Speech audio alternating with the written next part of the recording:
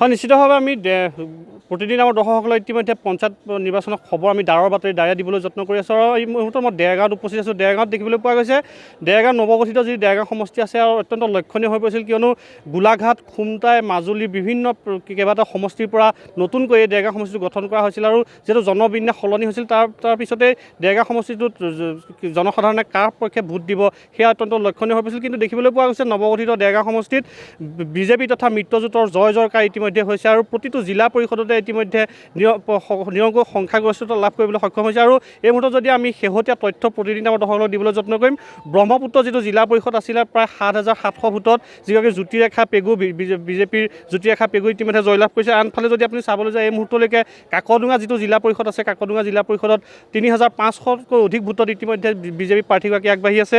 ঠিক সমান্তৰালভাৱে দেৰগাঁও যিটো জিলা পৰিষদ আছে, দেৰগাঁও জিলা পৰিষদতো যিগৰাকী বিজেপি প্ৰাৰ্থী 7,000 ভোটত আগবাঢ়ি আছে। আৰু আঠগাঁও যিটো জিলা পৰিষদ, আঠগাঁও জিলা পৰিষদতো প্ৰায় 7,000 ভোটত আগবাঢ়ি আছে। আনফালে যেতিয়া আপুনি চাবলৈ যায় দেৰগাঁও সমষ্টিৰ যি 22গৰাকী আঞ্চলিক পঞ্চায়তৰ সদস্য ইতিমধ্যে 20গৰাকী ঘোষণা কৰা হৈছে। আৰু তাৰে ভিতৰত প্ৰায় 20 এই আটাইখিনিৰ ভিতৰত বিজেপিৰ 9গৰাকী, অগপৰ 7গৰাকী আৰু কংগ্ৰেছৰ 2গৰাকী আৰু নিৰ্দলীয় 2গৰাকী ইতিমধ্যে আঞ্চলিক পঞ্চায়তৰ সদস্য পদত জয়লাভ কৰিছে। আনফালে যদি আপুনি চাবলৈ যায় 220টা ৱাৰ্ড যিহেতু আছিল, 20টা পঞ্চায়তৰ 220টা ৱাৰ্ডত ইতিমধ্যে সকলো গৰিষ্ঠ সংখ্যকতে বিজেপি তথা অগপ দলে জয়লাভ কৰিবলৈ সক্ষম হৈছে। আৰু ইতিমধ্যে নৱগঠিত দেৰগাঁও সমষ্টিত ক'ব লাগিব যে এতিয়া নতুনকৈ গঠন হোৱা সমষ্টিটোত ইতিমধ্যে ভাৰতীয় জনতা পাৰ্টি তথা মিত্ৰজোঁটৰ জয় জয়কাৰ হৈছে আৰু সকলোতে ফুলিছে পদুম। আৰু এই তথ্যখিনি আমি প্ৰতিদিনে আমাৰ দৰ্শকলৈ দিবলৈ যত্ন কৰিছোঁ। আৰু মোৰ সৈতে গোলাঘাট জিলাৰ বিজেপিৰ সভাপতিগৰাকী মোৰ সৈতে উপস্থিত আছে। ইতিমধ্যে দেখিবলৈ পোৱা গৈছে আপুনি দায়িত্ব লোৱাৰ পিছতে প্ৰথমটো নিৰ্বাচন আৰু ইতিমধ্যে গোলাঘাট জিলাত বিজেপিৰ জয় জয়কাৰ ইতিমধ্যে কি ক'ব এই মুহূৰ্তত? অসমৰ যশস্বী মুখ্যমন্ত্ৰী হিমন্ত বিশ্ব শৰ্মা ডাঙৰীয়াৰ নেতৃত্বত অসমত চলি থকা এই মিত্ৰদলৰ চৰকাৰৰ যি উন্নয়নৰ যাত্ৰা, অনিৰুদ্ধ যাত্ৰা, সেই যাত্ৰাৰ আৰু এই উন্নয়ন আৰু বিকাশৰ যি পৰিকল্পনা, অসমখনক ভাৰতৰ ভিতৰত শীৰ্ষতম ৰাজ্যত পৰিণত কৰাৰ মুখ্যমন্ত্ৰী ডাঙৰীয়াৰ যি সপোন, সেই সপোনক বাস্তৱ ৰূপ দিবৰ বাবে আমি প্ৰতিজন ভাৰতীয় জনতা পাৰ্টিৰ কাৰ্যকৰ্তা, মিত্ৰদলৰ কাৰ্যকৰ্তাসকলে আমি এই পঞ্চায়ত নিৰ্বাচনত গ্ৰাম্যাঞ্চলৰ ৰাইজৰ মাজলৈ গৈছিলোঁ। নিৰ্বাচনৰ প্ৰচাৰ সময়তে আমি গম পাইছিলোঁ যে ৰাইজে ইতিমধ্যে মনস্থ কৰিছে, ৰাইজে ইতিমধ্যে সিদ্ধান্ত গ্ৰহণ কৰিছিলে যে ৰাইজ এইবাৰ মিত্ৰজোঁটৰ পক্ষত পঞ্চায়ত। আৰু ইতিমধ্যে আজি যি ফলাফল ঘোষণা হৈছে, সেই ফলাফলত নৱগঠিত দেৰগাঁও সমষ্টিৰ অন্তৰ্গত আটাইকেইটা জিলা পৰিষদে আমি জয়ী হ'ম। আঞ্চলিক পঞ্চায়ত ইতিমধ্যে আমি কেইবাটাও জয়ী হৈছোঁ। ৱাৰ্ডত আমাৰ সমৰ্থিত মিত্ৰদলৰ সমৰ্থিত প্ৰাৰ্থীসকল জয়ী হৈছে, পঞ্চায়তসমূহ আমি দখল কৰিছোঁ। আৰু এই উন্নয়নৰ যাত্ৰা আৰু যাতে ত্বৰান্বিত হয় তাৰ প্ৰচেষ্টা অনাগত দিনত আমি শক্তিশালী পঞ্চায়তীৰাজ ব্যৱস্থাৰ জৰিয়তে আমি কৰি যাম। খুব উৎসাহিত এটা দিন আজি। প্ৰতিজন কাৰ্যকৰ্তা, মিত্ৰদলৰ প্ৰতিজন কাৰ্যকৰ্তা উৎসাহিত।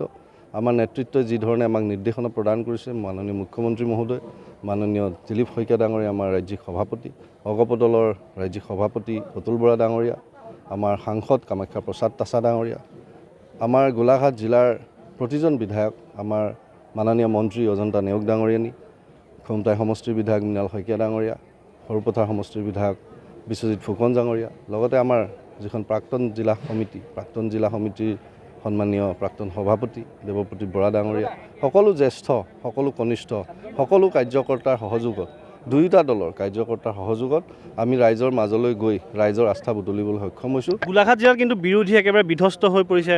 চাওক, বিৰোধীয়ে আমি নিৰ্বাচনৰ প্ৰচাৰৰ সময়তে হওক বা বিভিন্ন সময়তে হওক আমি এটাই দেখিছোঁ যে বিৰোধীয়ে কোনো ৰাইজৰ হিতৰ কথা ৰাইজৰ আগত ব্যক্ত কৰা নাই। তেওঁলোকে এই উন্নয়নৰ যাত্ৰাৰে আগবঢ়া এই চৰকাৰখনৰ কেৱল মাত্ৰ বিৰোধিতা কৰিছে আৰু বিভিন্ন অপপ্ৰচাৰৰ জৰিয়তে ৰাইজক বিভ্ৰান্ত কৰি কেৱল মাত্ৰ ক্ষমতা দখলৰ স্বাৰ্থত আৰু ক্ষমতা দখলৰ জৰিয়তে নিজৰ ভৱিষ্যত সুৰক্ষিত কৰাৰ স্বাৰ্থত তেওঁলোকে প্ৰচাৰ কাৰ্যত লিপ্ত হৈছিলে।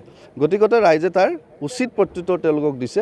মই নাভাবোঁ যে অনাগত দিনতো বিৰোধীৰ যি মানসিকতা, সেই মানসিকতাই বিৰোধীক ৰাইজৰ মাজত স্থান দিব। গোলাঘাট জিলাৰ ৰাজনৈতিক দিশত এটা বিশেষ তাৎপৰ্য বহন কৰিছে, যিগৰাকী বিত্তমন্ত্ৰী, প্ৰভাৱশালী মন্ত্ৰীগৰাকী নিজৰ ৱাৰ্ডটোত কিন্তু তেওঁ পৰাজিত হৈছে। এই বিষয়টো এটা চৰ্চা লাভ কৰিছে।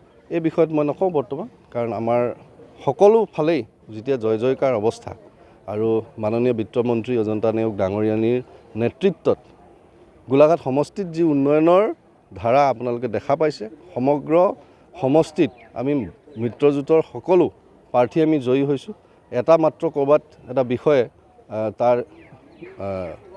যিটো নিগেটিভ দিশ আমি সেইটোত গুৰুত্ব নিদিওঁ আমি সদায় এটাতে গুৰুত্ব দিওঁ আমি কাৰ্যকৰ্তাসকলে যে মাননীয় বিত্তমন্ত্ৰী মহোদয়াৰ নেতৃত্বত গোলাঘাট সমষ্টিতেই হওক বা গোলাঘাট জিলাখনতে হওক আমাৰ সাংগঠনিক ভেটি শক্তিশালী হৈছে আৰু অনাগত দিনতো তেওঁৰ প্ৰচেষ্টাত উন্নয়নৰ যাত্ৰা গোলাঘাট জিলাখনত আমি আৰু অধিক খৰতকীয়া কৰিব পাৰিম এয়া আছিল গোলাঘাট জিলা বিজেপি সভাপতিগৰাকী আৰু এনেদৰে তেওঁ প্ৰতিক্ৰিয়া ব্যক্ত কৰিছে আৰু আপোনাক এই মুহূৰ্তত ধন্যবাদ জ্ঞাপন কৰিছোঁ আমাক দেৰগাঁৱৰ ভোট গণনা কেন্দ্ৰৰ পৰা খবৰ জনোৱাৰ বাবে